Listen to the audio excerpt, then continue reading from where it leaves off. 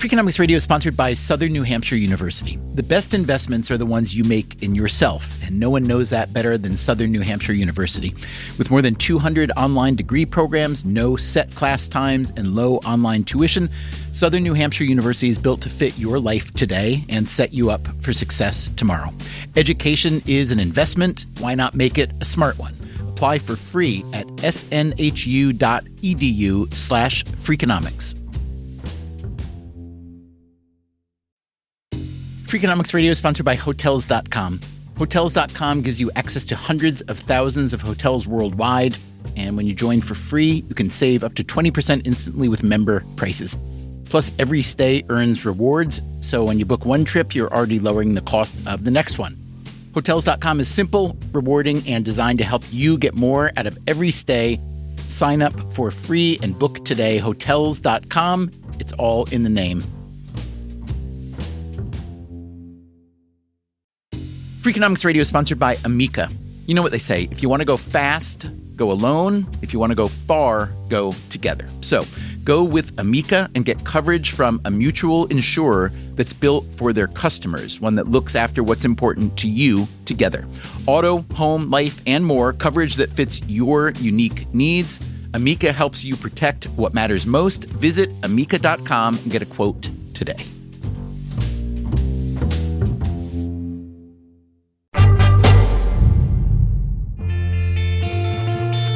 Hey there, it's Stephen Dubner. Before we get to our episode, I'd like to invite you to come see Freakonomics Radio live. I will be in San Francisco on January 3rd and in Los Angeles on February 13th. For tickets, go to freakonomics.com/live shows. They are selling briskly, I believe is the word, so hustle up. Again, that is freakonomics.com/live shows. One more thing. The episode you're about to hear is what audio people call a two-way, what normal people call a one-on-one conversation. Most Freakonomics Radio episodes aren't like this. We typically feature multiple voices, multiple angles, sometimes even multiple stories, but there is a real opportunity to be had by going deep with one person. So, for the month of December, we are featuring some one-on-one conversations. You will be hearing about the revolution in the GLP-1 weight loss drugs. You'll hear from one of the best magazine editors of this generation. And in a special episode of the podcast, People I Mostly Admire, you'll hear a mind-blowing conversation between Steve Levitt and an astonishingly creative neuroscientist. In today's episode, a conversation with a political figure who several times over his career has been in the room where it happened, with Donald Trump, with Joe Biden, and with Vladimir Putin. And one last reminder about our upcoming live shows with very special guests: San Francisco, January 3rd, Los Angeles, February 13th. You can get tickets at freakonomics.com/live shows. As always, thanks for listening.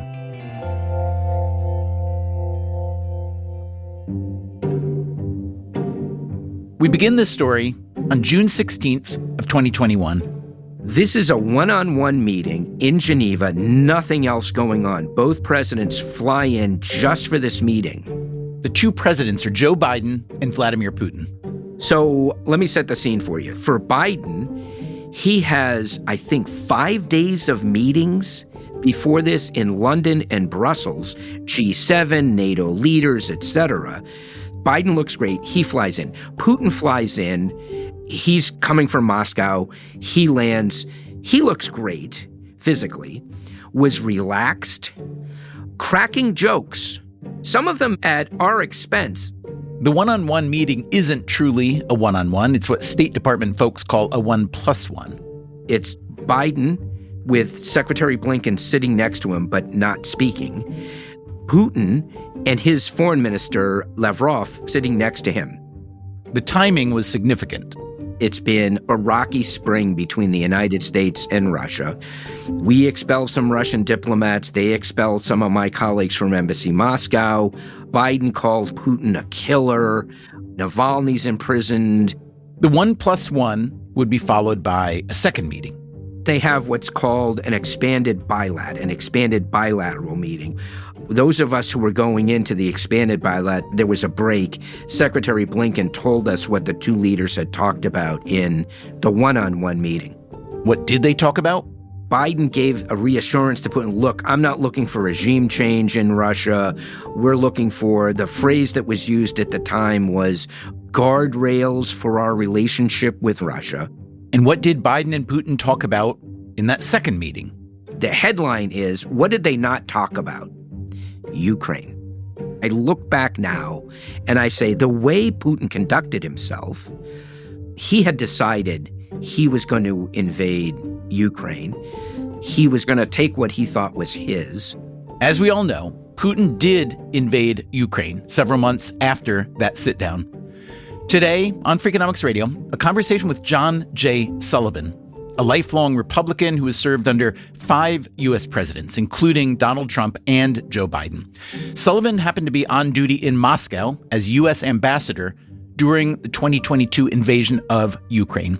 He's just published a book called Midnight in Moscow, a memoir from the front lines of Russia's war against the West.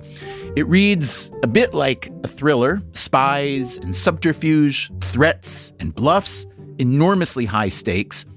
The bulk of the book explains, from inside the house, the Russian Federation's decision to escalate its war in Ukraine.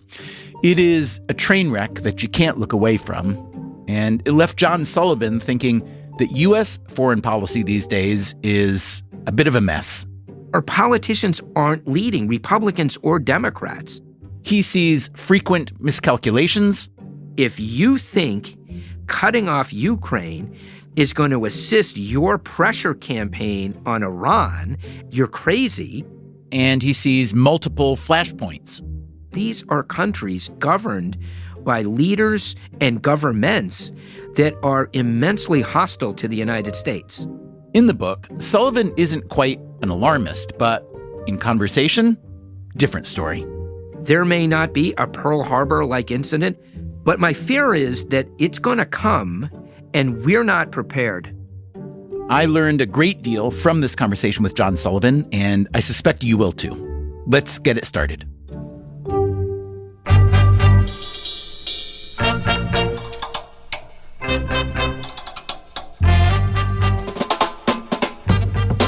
This is Freakonomics Radio, the podcast that explores the hidden side of everything, with your host, Stephen Dubner.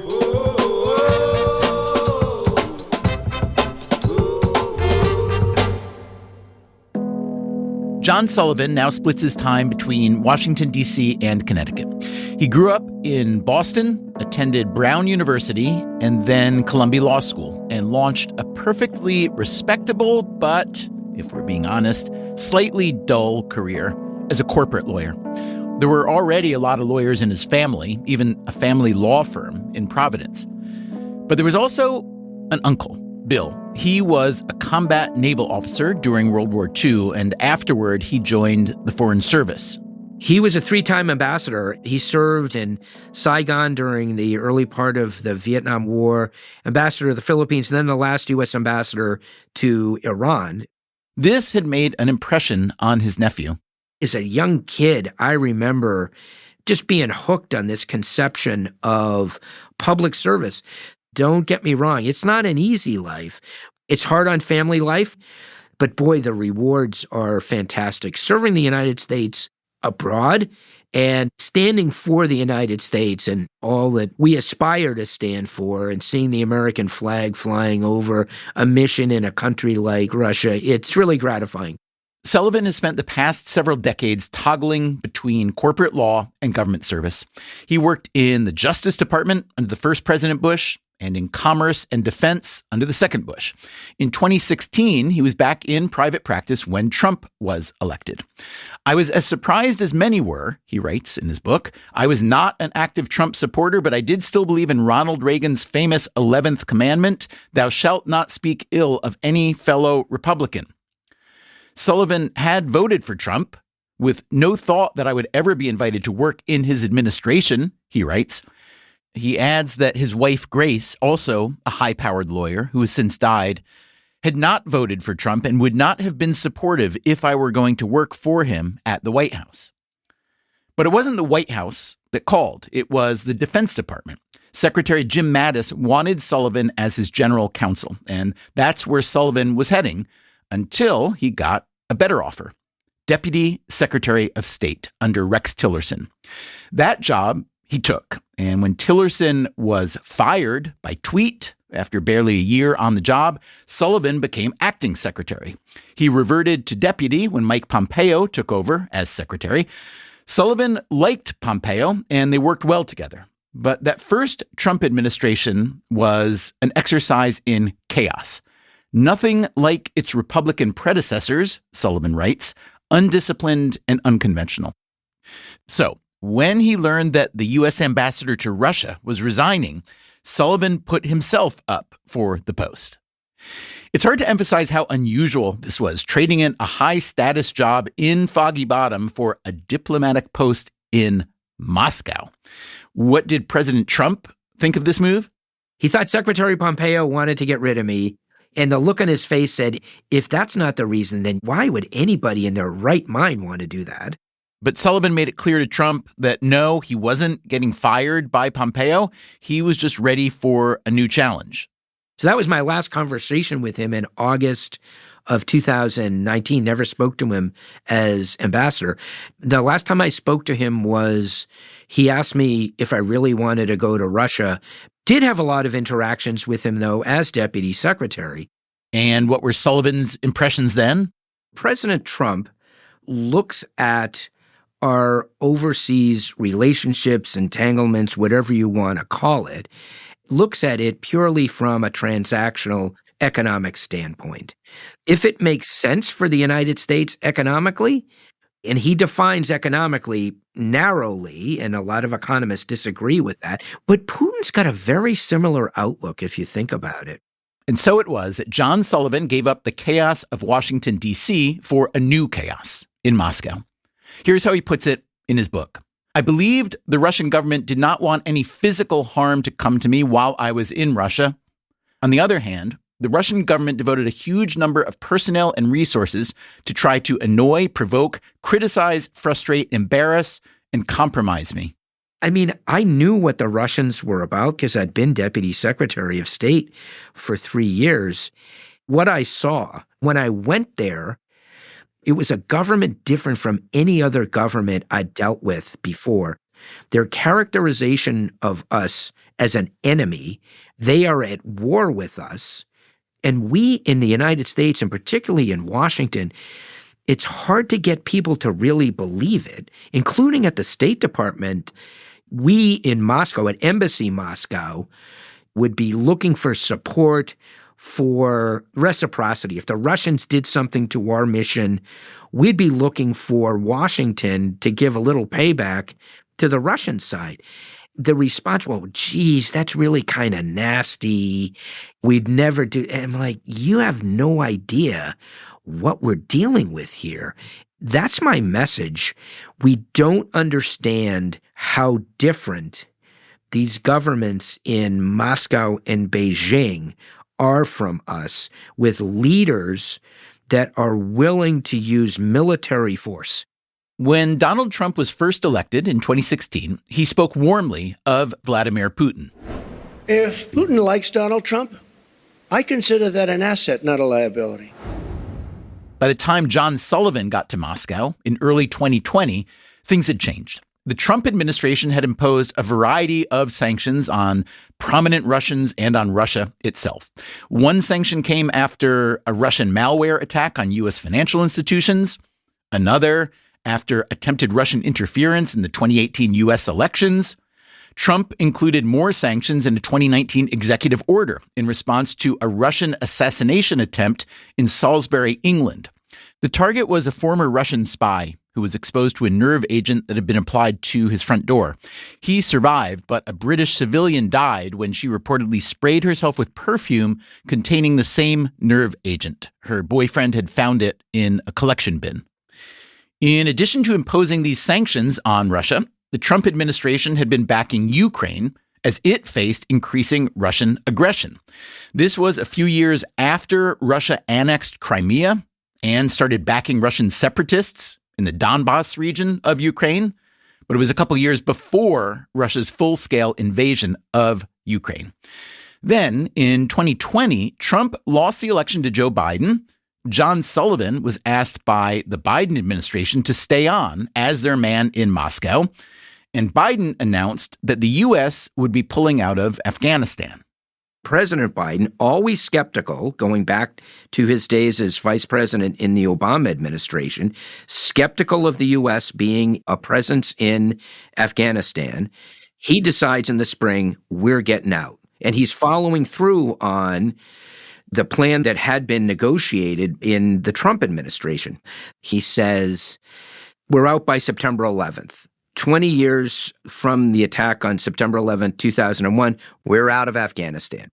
And this brings us back to that meeting in Geneva between Biden and Putin. It's the summer of 2021.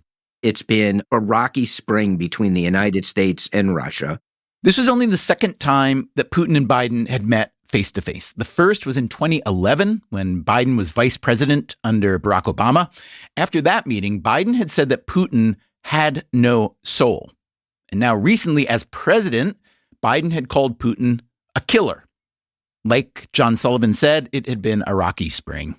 By the way, the Russians are increasing their troop presence in southwestern Russia, threatening an invasion of Ukraine. And out of it all, Biden suggests a meeting with Putin in Geneva. Footnote, in April, after Biden called Putin a killer, Putin withdrew his ambassador from the United States. And the Russian government said to me, you need to go home too. I said, are you declaring me persona non grata? Are you expelling the U.S. ambassador? And they said, oh, God, no. But you do need to go home because no one is going to talk to you. Putin said this in one of his phone calls during this period with Biden. He said, you should bring your ambassador home because he's going to have nothing to do because no one will talk to him. Biden says, let's meet. Putin agrees. So they meet in Geneva at an 18th century villa. People ask me, what was Biden like? Was he healthy? Was he with it? Biden shows up in Geneva and he looked great. I mean, he looked like a healthy man in his late 70s. I did not see any of the decline, which was then obvious a few years later. So the meetings, there were two meetings. We heard about this earlier, the 1+1 and then the expanded bilateral meeting. John Sullivan was in that second meeting. And what did the U.S. want out of this meeting? I got the sense both under the Trump and Biden administrations, we want to pivot to Asia. Make this Russia problem go away. Tell them to put a sock in it. Put this guy Prigozhin in a cage. Just calm down, right? We and you can move on to bigger and better things. And what was your impression of that message? Well, with the benefit of 2020 hindsight, let me tell you what I saw. In the expanded bilateral meeting, they spent more time talking about Afghanistan than they did Ukraine. Biden's asking for the Russians not to oppose the U.S. having a counterterrorism presence in Afghanistan. This will help Russia. We're going to keep al-Qaeda, the Taliban, we want to keep them under wraps, and that helps Russia. We will cooperate with you. That sounds like a pretty smart ploy, right? Let's create a common enemy, team up on this, we'll get over our differences and move on. If you were dealing with a normal country and a normal leader, and you're not. So what does Putin do? Putin says, okay, well, we're not a big fan of that, but, just spitballing here. Maybe we'll let you share our 201st base in Tajikistan, which is right on the border with Afghanistan. That is a huge Russian military base in Central Asia, one of their key military installations. This is not some little counterterrorism intel monitoring. This is a big, important Russian military facility. Putin says it. I'm sitting directly across from Colonel General Gerasimov, who is not KGB trained. So his eyes widen and he sort of gasped a little bit like, whoa. And it's clearly a joke. Putin starts to chuckle. Did Biden take it as a joke? So we're all on our side like, what the heck? And then his foreign minister Lavrov's talking about something else. Putin interrupts him, puts his hand over Lavrov's mouth, and looks at Biden and says, be careful negotiating with this guy. He's Armenian. It's an ethnic joke, right? It's like, he's going to fleece you. He'll pick your pocket. He's Armenian. He chuckled, and how loose he was. This is not a man who sat down and said, I've got a serious problem in Ukraine that's threatening the existence of my country. Let's talk, buddy. But fast forward, in November, that was his position. So listening between the lines to you now, John, and please correct me if I'm wrong, at that meeting in Geneva, the U.S. was getting ready to pull out of Afghanistan. That ended up happening in August of 2021. And then Russia ends up going into Ukraine about 6 months after, in February of 2022, correct? Correct. So listening between the lines, what I hear is that Putin is sizing up Biden here and saying, well, he's not very substantial. He doesn't seem to have much of a plan or a spine, and therefore I'm going to take this meeting, we'll joke a bit, I'll tease him a bit, I'll see how he pushes back. Sounds like he doesn't push back very much. And it sounds as though you're saying that even though Putin had decided long ago that he would be going into Ukraine hard with force, that this meeting, if nothing else, assured him that he wasn't going to get a lot of trouble from the U.S. Is that right? I would quibble. I think it's unfair to Biden. I think Biden, and he said this in his press conference after the meeting in Geneva, he said, look, I'm giving this guy one last chance. Can we stabilize this relationship? But isn't that a little bit like telling your, 7-year-old, listen, you got one more chance to put down the paint? After the meeting, they did back-to-back press conferences. The first question that's asked by Russian state media, so this is Putin asking himself the question, what did you talk about, the most important issue for all of Russia is Ukraine. What did you discuss with Biden about Ukraine? And Putin says, well, really didn't come up that much. Biden said he wants Ukraine to enforce the Minsk agreements. And if that's his view, that's productive, but we really didn't talk about it. But let's talk about Afghanistan and how that factors in. Because some people make the claim, once Putin saw Afghanistan, that was the green light. No. He decided to do this long ago. What I will say is, in criticism, I include myself in this, as I look back, maybe he had decided, but he hadn't yet pulled the trigger. Could we have stopped him? I think Afghanistan was the nail in the coffin. The withdrawal is underway while we're meeting in June.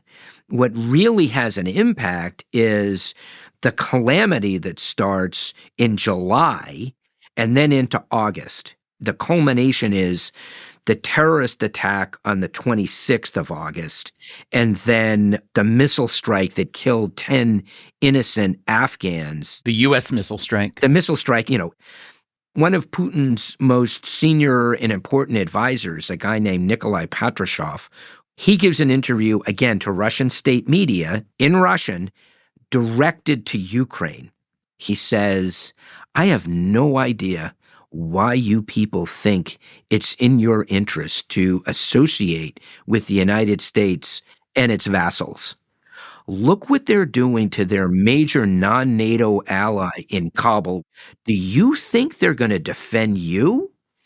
Absolutely not. You're crazy. We're your Slavic sisters and brothers. Why are you shunning us, looking for protection from this feckless North American giant who goes around the world and creates wars and problems and then leaves disasters in its wake? Look what they're doing in Afghanistan. Donald Trump said during this campaign, the 2024 campaign, he said Russia would not have invaded Ukraine if he had been president. I'm curious what you make of that claim generally. That's just as wrong as it can be. Putin is going to achieve his aims in Ukraine, which he and everyone who speaks for his government have said consistently since the day the special military operation began, February 24th, 2022, we're going to denazify and demilitarize Ukraine. He was going to achieve those means either by Ukrainian capitulation or by what the Russians call military technical means, which is an invasion. Maybe if Trump had been reelected instead of Biden winning in November 2020, if he had changed course, stopped supporting Ukraine, maybe Ukraine would have had to capitulate.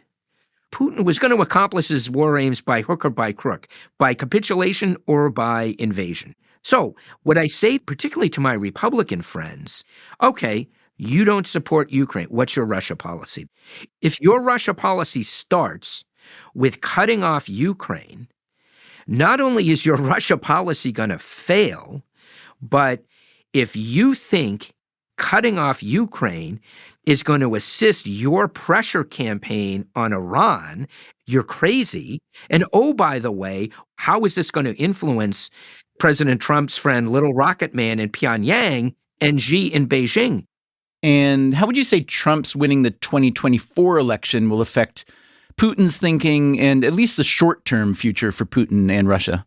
They're celebrating Trump's victory, but there are a fair number of people around Putin who say, wait a minute, let's not get carried away.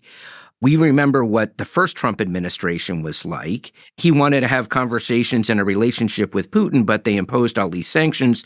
The other thing they're concerned about is Trump's energy policy. What if it reduces dramatically the price of oil? That could have a bigger effect on the Russian economy than all the sanctions and export controls, which I support, that the Biden administration has imposed. Could reduce the price of oil by producing much more in the U.S. Exactly. From the Russian perspective, it's all about the price of oil. If that price of oil dips significantly, that affects their ability to continue to fund the war. There's a political scientist at the University of Chicago, Robert Pape, who argues that these economic sanctions that the U.S. levies against Russia, Trump used sanctions, as did Obama before him and Biden after him. But Pape argues that sanctions essentially don't work, that they're a nice fallback for folks like you, people in state, for ambassadors, et cetera, to feel like you're doing something. What's your view on that? That's a great question. The obvious answer, and anyone who says anything different is just blinking at reality. Sanctions did not and will not, unless they're much more vigorously enforced, influence Russia's policies with respect to, you name it, Ukraine, Iran, North Korea, etc. A couple of things, though, they are necessary but not sufficient. It's not as though, okay, well, then we should just continue to do business with Russia and forget that they committed a murder in Salisbury, England, an innocent woman, Dawn Sturgis. They sent an FSB colonel who committed a cold-blooded murder on the streets of Berlin, shot a person to death, a Chechen opposition leader, election interference, cyber. Are we then just supposed to ignore it? So I think sanctions have had a significant impact on the Russian economy. The current prime lending rate in Russia is 21%. It reminds me a little bit of the United States in the 60s and 70s with the Great Society, spending on Vietnam, and the price the U.S. economy pays in the 70s and into the early 80s is rampant inflation. That's what Putin's doing now. They're pumping money into their defense industrial base. They're paying off their own people, those who are being killed, their families, average Russians seeing pensions, salaries, etc., increasing because he doesn't want to lose popular support. The Russian people and their economy, they're going to pay a price for it. So he's gritting his teeth, and he's going to accomplish his goals in the special military operation. But the Russian economy, 5-10 years from now, is going to pay the price. Coming up after the break, how does Vladimir Putin sell this story to the Russian public? I may be a peasant, but boy, I'm part of a special country with a special mission in the world. More from John J. Sullivan coming up. I'm Stephen Dubner, and you are listening to Freakonomics Radio.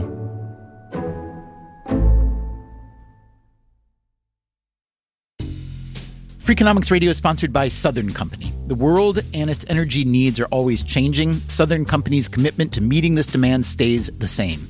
That's because Southern Company believes energy is more than a utility, it's what powers possibilities. So they are looking ahead and investing $80 billion in infrastructure upgrades, and are committed to fueling growth in ways that benefit all customers so that reliable and affordable energy is accessible for generations to come. Go to southerncompany.com to learn more. Southern Company, building the future of energy.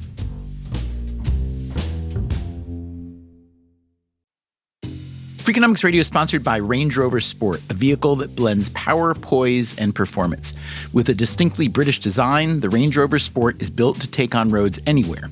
Free from unnecessary details, its raw power and agility shine. Combining a dynamic sporting personality with elegance and agility, it delivers an instinctive drive. Its assertive stance hints at an equally refined driving performance.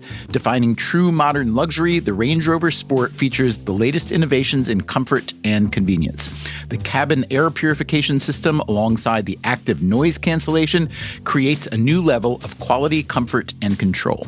Terrain Response 2 offers 7 terrain modes to choose from, fine-tuning the vehicle for any challenging roads ahead. A force inside and out, the Range Rover Sport is available with a choice of powerful engines, including a plug-in hybrid with an estimated range of 53 miles. Build your Range Rover Sport at rangerover.com/US/sport.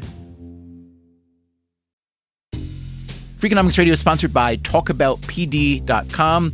Let's talk about Peyronie's disease, or PD. It's not widely talked about, and some men may feel reluctant to bring it up, but it's more common than you would think. PD can happen when scar tissue builds up under the skin of the penis, causing a curve with a bump during an erection that for some men may lead to pain during intimacy and impact mental health.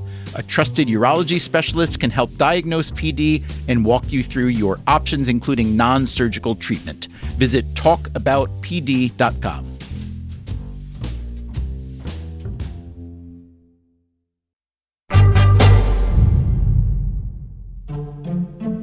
John Sullivan was U.S. ambassador to Russia from February 2020 until September 2022. So he was on duty when Russia launched what it called a special military operation in Ukraine. The rest of the world calls it a war. The war has lasted nearly 3 years and has killed tens of thousands on both sides. The U.S. has invested in the Ukrainian cause significantly, but also cautiously. When it comes to poking a bear, the Russian bear is perhaps the worst bear to poke. Embassy Moscow was John Sullivan's last government posting, and he has since retired from the Foreign Service. I asked if he would accept a role in the new Trump administration. I can assure you that I will not be taking a role in the Trump administration, as evidenced by the fact that 2 people who I've remained close with have been ruled out as potential candidates for a new administration, Mike Pompeo and Nikki Haley. I'm on that list, I'm afraid. For anyone old enough to remember, or anyone who's read some Russian history or literature, there is this deep sense of loss. This was a country and a culture full of brilliant writers, thinkers, artists, scientists, philosophers, a lot of dissidents too, of course. But it seems from the outside, at least, as though that history has been paved over entirely, that the Russian Federation of today bears no resemblance. It's tragic. I went to Russia as an amateur Russophile for all the reasons you said. All they've accomplished in science, technology, engineering, medicine, etc. During the pandemic, instead of working for the betterment of humankind, they're falsely promoting their Sputnik V vaccine, which was never properly tested. It was seized by the Kremlin as an instrument to promote Russian nationalism. Look, we're the best.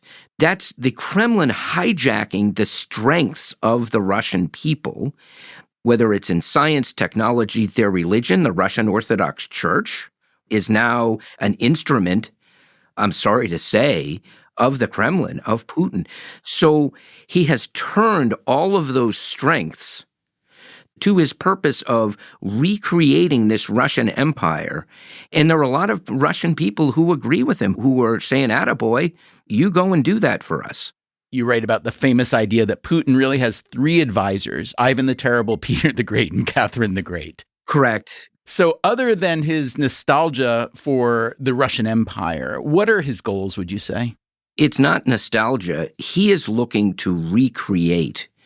There are a lot of ordinary Russians who lament the weakened state of their Russia.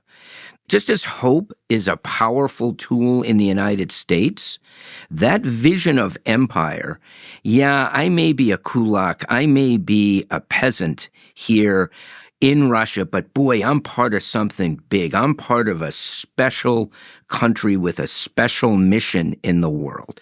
I don't know if you're a betting man, but given his position at this moment, given his accomplishments at this moment, and given the lack of ability of the U.S., the UN, and others to fight back, what do you think are his chances of achieving that goal?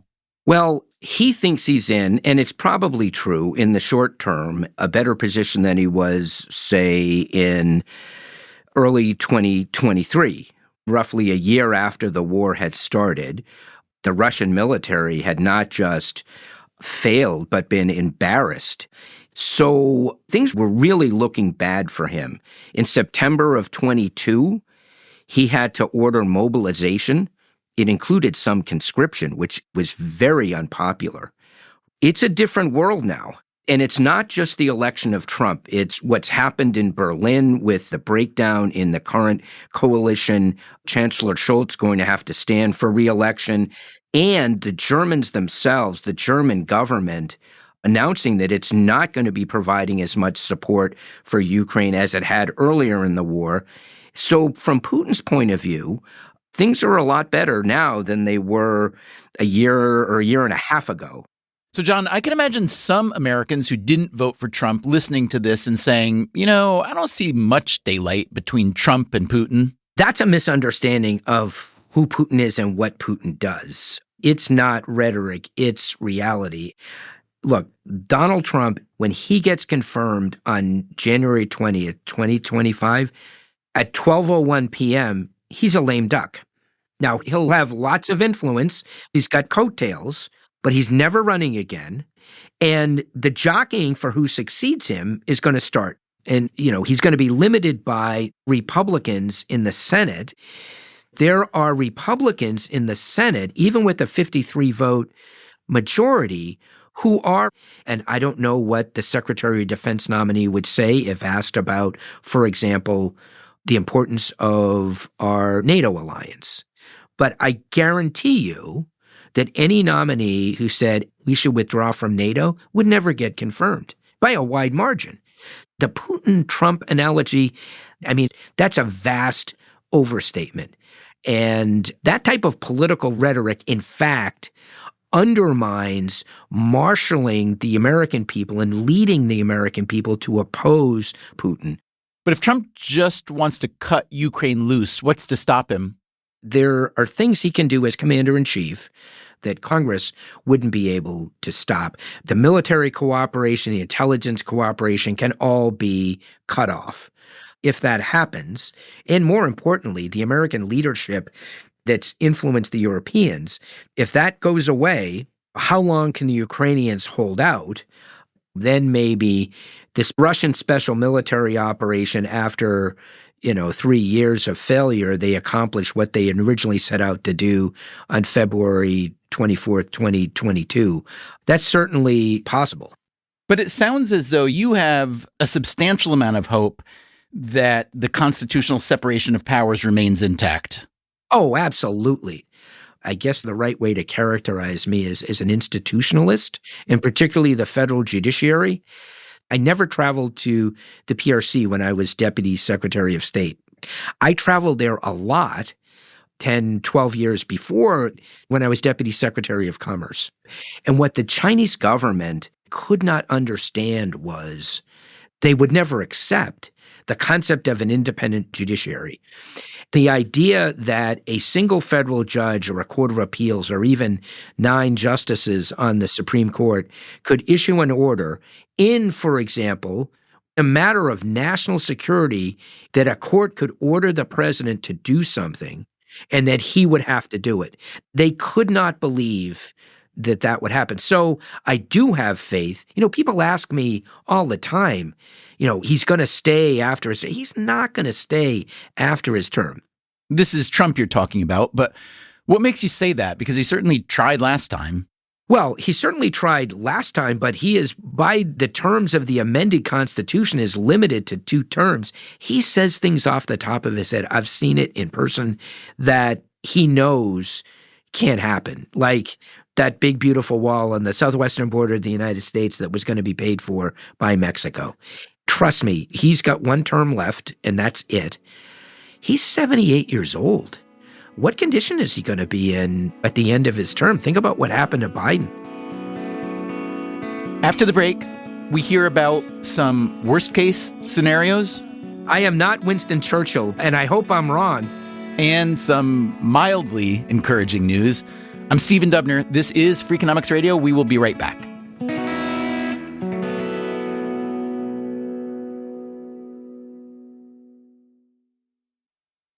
Freakonomics Radio is sponsored by Figure. Did you know that 40% of homeowners own their home outright? If that's you, don't let your equity sit idle. Tap it with a home equity line of credit. Figure, the #1 non-bank HELOC lender in the U.S., helps tap equity you've built in your home so you can do things like tackle a renovation or pay down debt. HELOC is a line of credit secured by your home. You can draw what you need, repay, and draw again. Figure offers a 100% online application. Get approved in 5 minutes and funding in as few as 5 days. It's faster than a bank loan and cheaper than a personal loan. Check your rate today without impacting your credit at figure.com/Freakonomics. This post is sponsored by Figure, NMLS ID 1717824. Figure is an equal housing lender. For more information about their licensing, visit nmlsconsumeraccess.org. Figure's HELOC is subject to credit approval and terms apply. Freakonomics Radio is sponsored by Advantech. No one likes a creaky floor, and builders know that the subfloor sets the tone, which is why Advantech subflooring is engineered for strength, stiffness, and moisture resistance. Advantech products are designed to stand up to the elements and give you a bond so strong it's backed by the industry's first squeak-free guarantee. No squeaks, fewer callbacks, no problem.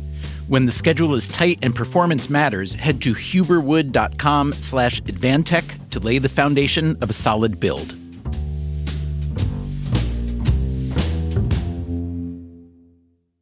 Freakonomics Radio is sponsored by LinkedIn Ads. Ever invested in something that didn't live up to the hype? Marketers know that feeling. They optimize for the numbers that look great, like impressions, but then they don't see revenue. LinkedIn has a word for that: bull spend. Instead, you can get the highest ROAS of major ad networks with LinkedIn. Cut the bull spend, advertise on LinkedIn. Spend $250 and get a $250 credit. Go to linkedin.com/Freakonomics. Terms apply.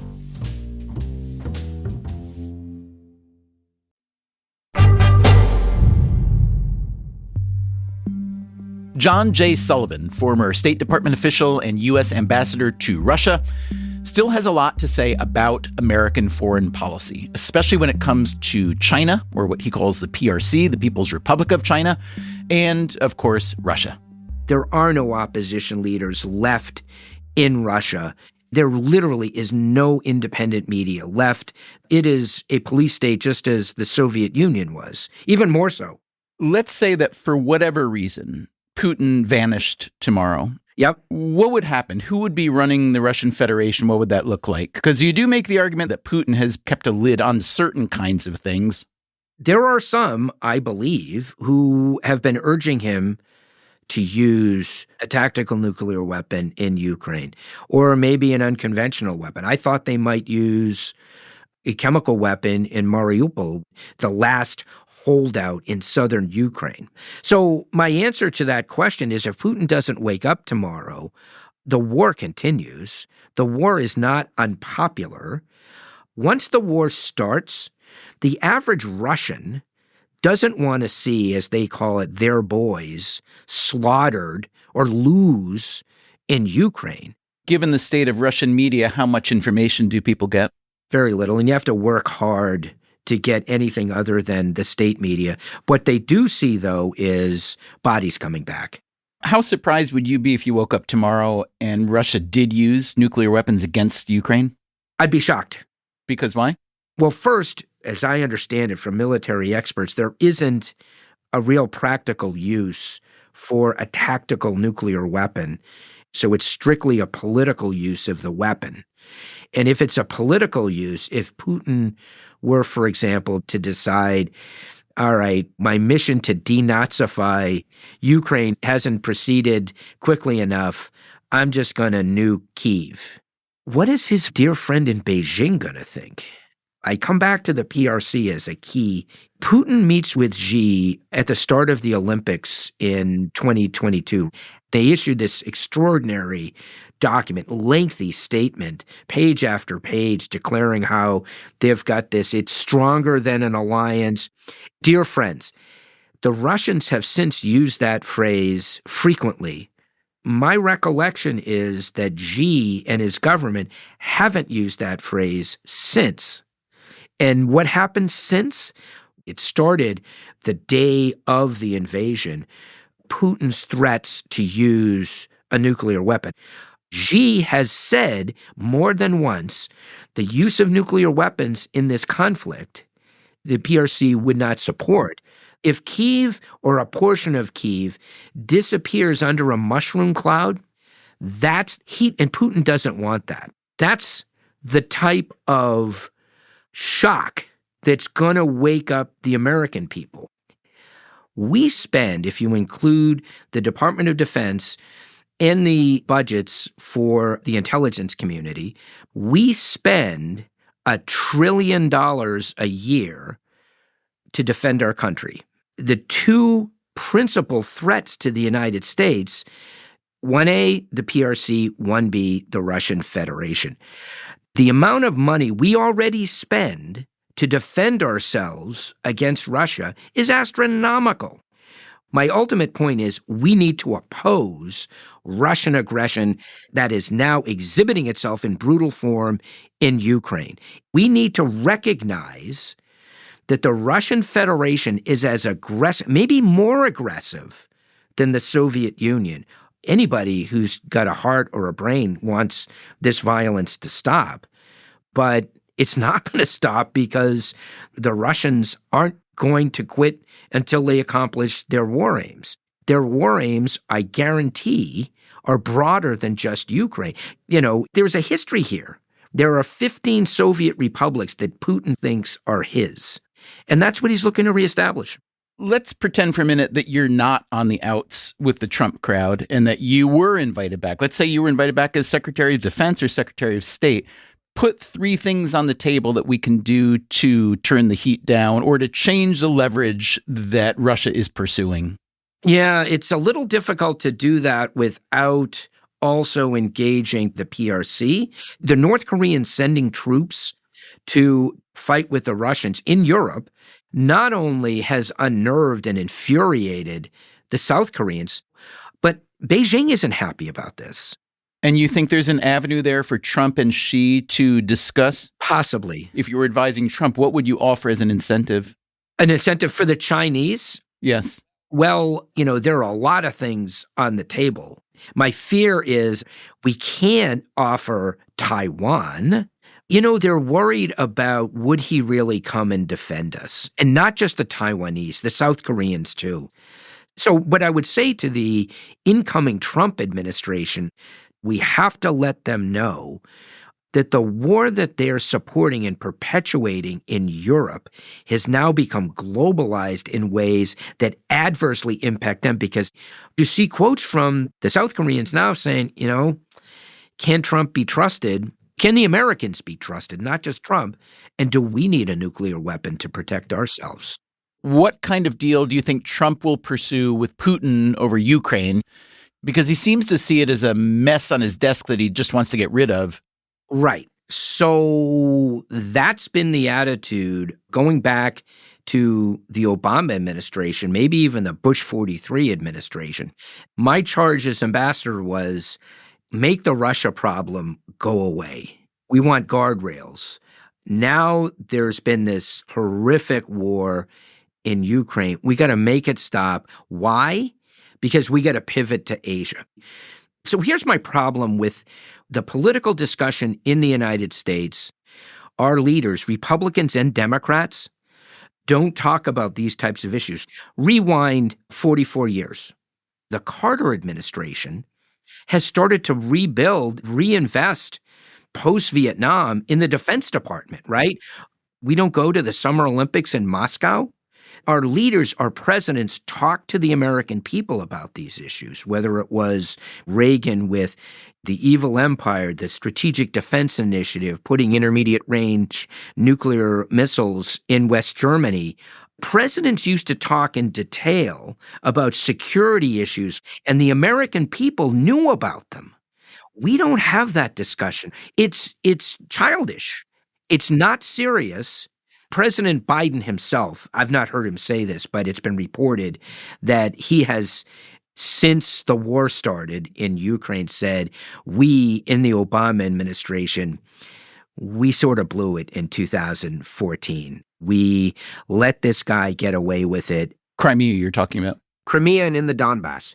Remember, there's real conflict in the Donbass with Russian military units involved shooting down a commercial airliner that kills a couple of hundred people. We have not taken seriously this threat that an aggressive nationalist Russia poses, a country that's the largest landmass in the world with the largest stockpile of nuclear weapons with a seat as a permanent member of the UN Security Council. Russia's one of just 5 permanent members of the UN Security Council, but that certainly didn't keep them from invading Ukraine. What does that say about the UN? Should we consider it as toothless, as obsolete as critics say? Yeah, I'm as big a critic. I haven't gone so far as my friend John Bolton and say we can cut off the top half of the headquarters and save the money. And my State Department colleagues, particularly those who have worked on international organizations issues for decades, devoted their careers to it, wince when I say this, but it's just completely ineffective. We now have had the UN Secretary General go to the BRICS summit in Russia, shake hands with Putin. Imagine if there were such a thing, if the League of Nations still existed, and in January of 1940, the secretary of the League went to Berlin and shook hands with Hitler. So, John, it strikes me that most Americans, probably most people everywhere, are primarily concerned with short-term problems, right? We get very distraught if the price of gas goes up 50 cents a gallon, but in terms of elections or policy decisions halfway around the world that may affect things 5 or 10 years later, we don't have much patience for that. And I'm curious if you're calling for a significant reassessment, realignment of how we think about foreign policy and downstream effects. You know, I go back to Syria. The Obama administration's red line in Syria, which it then essentially ignored later, triggered this massive outflow of refugees from Syria into Europe, which further destabilized those countries that were already turning against immigrants. The list goes on and on. So I'm curious what kind of decisions you see on the near horizon that we should pay attention to now because they will reverberate. It's coming. Something is coming that is going to shake the establishment and the American people. If there is a greater global conflict, for example, between Israel and Iran, that closes the Persian Gulf, that makes the Houthi violence in the strait that leads into the Red Sea, increases that, and God forbid with Taiwan, the effect on the global economy, you talk about supply chain disruption. Oh my God. The analogy I draw to where we are today is the late 1930s. If you look at the old movie tone newsreels, and you got, the man on the street in the United States being interviewed, the chancellor, yeah, he's rough around the edges. What he's doing with the Jews, that's really bad. But look, Germany was in tough straits after the war and, the peace treaty. And, once Germany gets back on its feet, he'll soften. At the same time, Churchill, much more closely observing. And in harm's way, let's say. And in harm's way, Churchill gives these speeches warning about what's coming. And they're combined into a book that's published in the United States, and the title of it is While England Slept. So you're saying we're asleep now? We're asleep. And our politicians aren't leading, Republicans or Democrats. Now, I don't know, I may be completely wrong. There may not be a Pearl Harbor-like incident, but my fear is that it's going to come and we're not prepared, and the American people haven't been told how serious these risks are. Putin calls the United States Russia's enemy. J.D. Vance was asked recently, would he call Russia an enemy? And he said no. Well, Putin calls you an enemy. So you're trying to shake us all by the shoulders and wake us up. I am not Winston Churchill, and I hope I'm wrong, but it's more dangerous than you think. The only place befitting an honest man in Russia at the present time is a prison. That's a line written in the late 19th century by Leo Tolstoy. I have a feeling John Sullivan can identify. My thanks to him for this conversation. Again, his book is called Midnight in Moscow. The last time we had a U.S. ambassador on the show, it was Rahm Emanuel, who had been posted in Japan. You can hear that episode, number 553, wherever you get our show. It's called The Suddenly Diplomatic Rahm Emanuel. Meanwhile, next week on the show, we go one-on-one with Rahm's big brother, Zeke Emanuel, to talk about one of the biggest medical advances in recent history. You know, this is why people do science. What does the GLP-1 revolution mean for you and for the U.S. healthcare system? Don't get me started. We got to have a whole nother conversation about that issue. That's next time on the show. Until then, take care of yourself. And if you can, someone else too. Freakonomics Radio is produced by Stitcher and Renbud Radio. You can find our entire archive on any podcast app, also at Freakonomics.com, where we publish transcripts and show notes. This episode was produced by Zach Lipinski, with help from Dalvin Aboagi. Our staff also includes Alina Kuhlman, Augusta Chapman, Eleanor Osborne, Ellen Frankman, Elsa Hernandez, Gabriel Roth, Greg Rippin, Jasmine Klinger, Jason Gambrell, Jeremy Johnston, John Schnarrs, Lyric Bowditch, Morgan Levy, Neil Carruth, Rebecca Lee Douglas, Sarah Lilly, and Teo Jacobs. Our theme song is Mr. Fortune by the Hitchhikers. Our composer is Luis Guerra. As always, thanks for listening.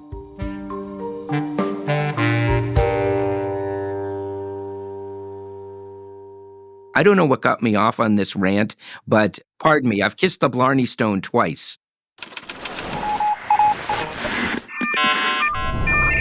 The Freakonomics Radio Network, the hidden side of everything.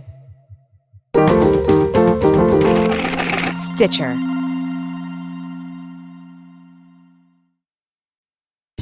Freakonomics Radio is sponsored by Ozempic. Innovation happens through rethinking what's possible, and when it comes to GLP-1s, Ozempic pill does just that. Learn more about Ozempic semaglutide tablets, 4 and 9 milligrams, by calling 1-833-OZEMPIC or visit Ozempic.com to view the medication guide and ask your doctor what's possible with FDA-approved Ozempic pill.